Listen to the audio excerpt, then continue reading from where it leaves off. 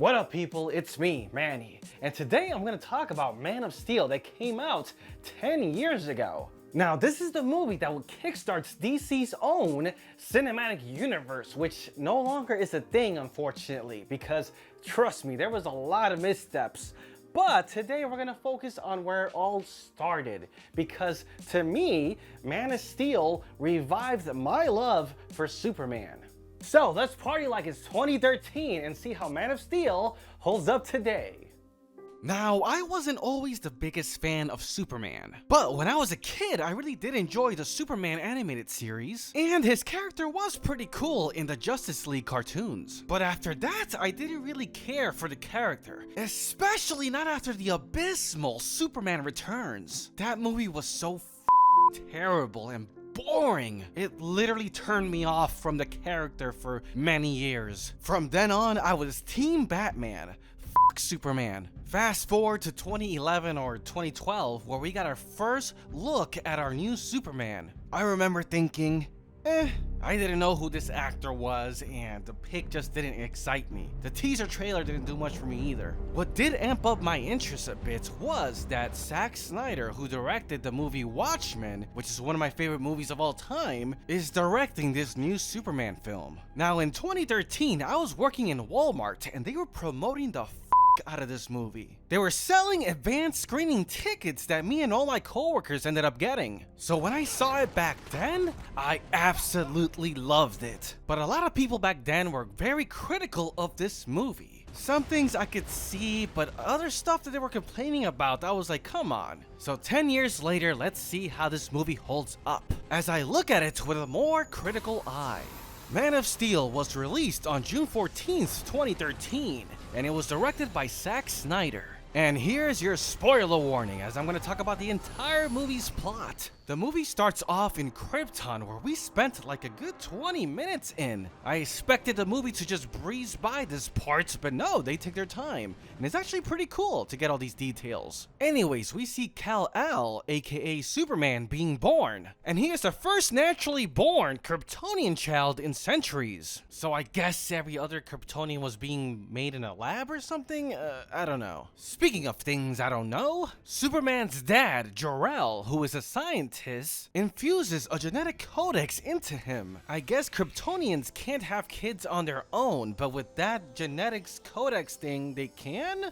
I don't know, this is a plot point I never really fully understood. Anyways, the planet of Krypton is about to blow up because it got drained from all its resources. So we get introduced to General Zod, who's the main villain of this movie, but here, he's going to take down the corrupt government officials who got him into that mess in the first place. Jor-el does not agree with General Zod's methods, so they start fighting, and this is where I have an issue. I really hate the fact that Jor-el, a scientist, beat the crap out of General Zod in a one-on-one fight. Like, it wasn't even close. He beat the shit out of him. I don't buy it. That's some bull. Anyways, they launch Superman into space as he heads to Earth. Zod now needs Superman because he has that Codex DNA crap in him. So he's pissed and kills Jor-el, but then gets stopped by the government and is sentenced to the Phantom Zone, where he and his crew will be locked up for eternity. But before they lock him up, he threatens Superman's mom that he will find him.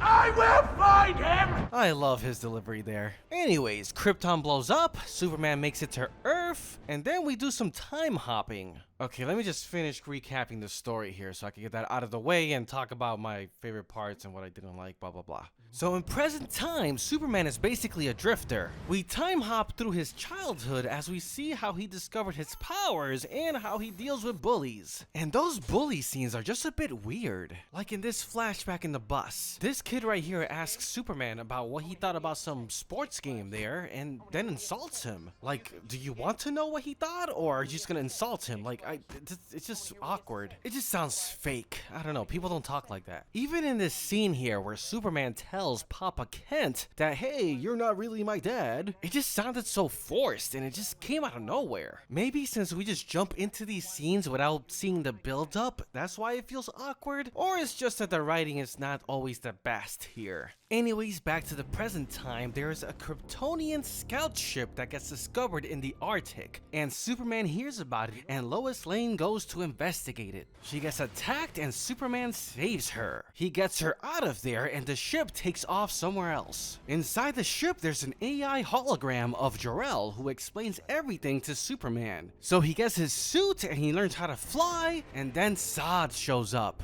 It looks like when Krypton was destroyed, so did the Phantom Zone Gate or whatever. So basically what Zod wants to do is to change the atmosphere of Earth to that of Krypton's. But if he does that, then no human can survive in that type of environment, so they're all gonna die. Also, Zod wants to kill Superman to extract his DNA of the Codex or whatever, so he could repopulate his people. So then a big epic battle starts that lasts through the remaining 30 to 40 minutes of the movie, which that also got a lot of criticism, but we'll get back to that. Anyways, Superman battles Zod's troops and Zod himself then snaps his neck to save the day after a ton of collateral damage. Everything goes back to normal and Superman gets a job at the Daily Planet. The end.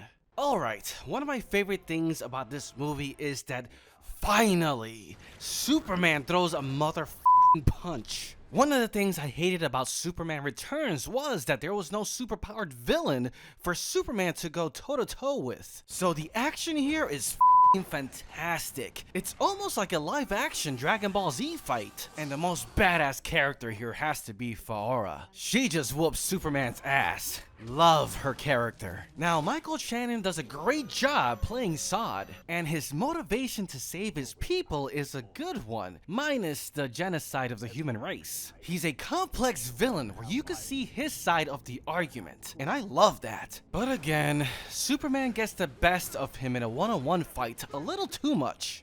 He just looks like such a wimp here, with his men helping him up. Like, if Superman had that much trouble fighting Faora, then he should have an even more tough time fighting Zod. And while we're at it, let's talk about the careless destruction in this movie. This section is basically a disaster movie, which is fine, but I agree, Superman should be a bit more concerned about the collateral damage around the humans. Like Superman here tackling Zod through a gas station. I'll be shocked if no one died there. But this is the first time he is technically Superman, so he could be a bit sloppy. But man, all the destruction that comes later, he could have at least tried to move Zod away from the city. Like, here's a quick fix for that. In their final battle, Superman could look to the side and see people screaming in peril. He could then try to lure Zod away from the city, but then Zod realizes what he's trying to do, and he could be like, nope, we're gonna fight right here in the city. I want all these humans to be collateral damage, blah blah blah. And then everything else could stay the same from there, but at least Superman tried to cause less destruction on the people of Metropolis. Besides that, a lot of people complain that this movie had too much action, but you could blame the movie's pacing for that. Yes, I agree, this movie has some pacing issues. Since this is an origin movie, he doesn't get the suit until like the middle of the movie, and then that's when Zod comes in towards the end, then yes, I don't see a way around this pacing issue. I mean, that's just how the movie was written. Unless you cut out one of the action scenes, or you start the movie off with one of these action scenes and then work your way back to it. I don't know. Point is that this movie does have pacing issues, but minus the destruction, I do love all the action scenes in this movie. And this part right here, I love. I know a few people already pointed this out, but man, Henry Cavill here looks like Christopher Reeve a bit. Not sure if that was digitally done or it's just the way it looks. Still, very cool. As for Henry Cavill as Superman, I absolutely love him for this role. In short, he has the look and gave a great performance performance as Superman. What a shame this is the only solo movie we got with him. Okay, during this time, I was very excited that DC was gonna start its own cinematic universe, and that we were gonna eventually get a Justice League movie. I even started a page on Facebook to support this movie and the entire DCEU. That page just turned 10 as well. But yeah, they should have done one more standalone Superman movie before jumping the gun to Batman v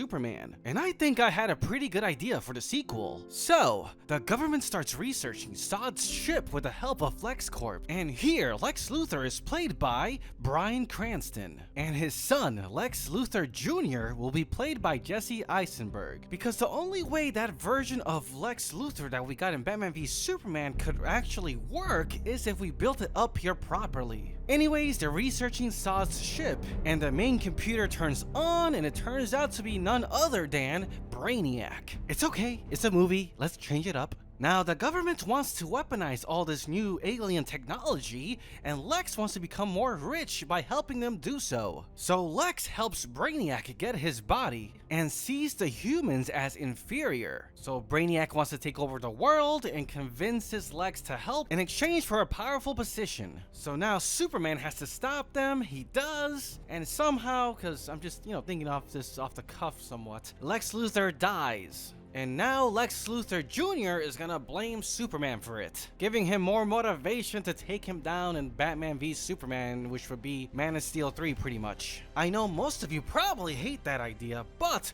what would you do for a proper Superman sequel that comes before Batman v Superman? And it has to lead to Batman v Superman. So yeah, let me know in the comments below. I'm very curious. Now, Superman's suit in this movie is my favorite. I was never a fan of the red underwear, so I'm glad Zack Snyder got rid of that. I know a lot of people are just, used to it and love it and think it's iconic, but it just looks stupid to me. I also love how the S on his chest is not an S, but a symbol of hope for the Kryptonian people. See, I love details like that. It makes a lot of sense. Like the underwear never made sense to me. But okay, let me stop on that before I get too many hateful comments. But anyways, I also love the tone of this movie. I know a lot of people hated it because it was too dark, but it wasn't that dark. I feel like it was a more realistic take on Superman if he was to exist in the real world. And I love that. It's very refreshing. I didn't want another super hopeful, boring Superman. I love that he has depth to him. Like, if you push him and insult him, he will get pissed. That's why this scene here actually is a very good scene. Superman is human in that sense. He has emotions. He feels it. He's not just some goody two-shoe. Oh man, I know that's not a popular opinion. Speaking of which, I think Superman did the right thing by snapping General Zod's neck. I mean, how else was he gonna stop him? He said it, either you die or I die. And I think in a real world setting, that's something that Superman has to do from time to time. Like, I don't think he should go on a killing spree, but just look at his reaction here. It's not like he was happy that he had to do that. This was perfect. I loved it. Very unpopular opinion, I know. Now, Hans Zimmer's soundtrack for this movie is just amazing. I bought the whole soundtrack. And the main Superman theme here, in my humble opinion, beats the crap out of the original John Williams one. This one's more exciting, modern, even hopeful. To me, the old John Williams one just sounds too old. And the cinematography here is just great. Come on, it's a Zack Snyder movie. Of course it's gonna look good. So overall, though not perfect, this was a great start to the DCEU and a great Superman movie. I can see why it revived my love for Superman. Still got chills in some of these parts. It's just a shame that we got robbed a proper Superman sequel here, thanks to the studio wanting to rush a cinematic universe. For me, it's gonna be tough to outdo Henry Cavill as Superman. Now please comment below what your thoughts are on this movie, and if Henry Cavill is your favorite Superman. In fact, what is your favorite Superman theme? Is it the John Williams score, or is it the Hans Zimmer's version? Let me know below. Now with that, I give Man of Steel an 8.5 out of 10. Well, there you have it, folks. Those are my thoughts of Man of Steel, which I am not going to repeat because you already saw the video of me talking about it. And I'm not just saying that because I haven't watched this movie yet before recording this. Now, if you made it this far and you liked the video, well, give the video a like and share it on social media and subscribe to my page, as it'll help me out a lot and I'll appreciate it very much. And with that, this has been a review of Man of Steel, which I have on Blu-ray on a steel case. That's pretty fitting. Yeah, just 'cause.